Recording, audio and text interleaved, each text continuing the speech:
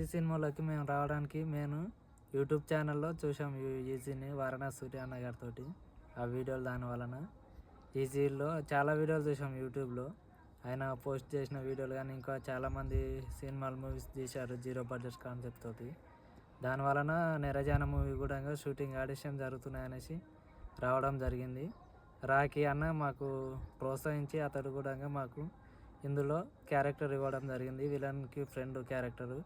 దానివలన మేము షూటింగ్లో పాల్గొనడం జరుగుతుంది. ఇప్పటివరకు అయితే మంచిగా జరిగింది. ఇంకా ఎండింగ్కి వస్తుంది కాబట్టి అందరం మంచిగా పాల్గొంటున్నాం.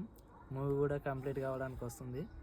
ఓకేనా. మాకు ఇంకా కొత్త వాళ్ళు రావాలనుకుంటే ఈజీలో యూట్యూబ్ ఛానల్ ఉంటుంది, ఈజీ సినిమా వారణాసి సూర్య గారిది.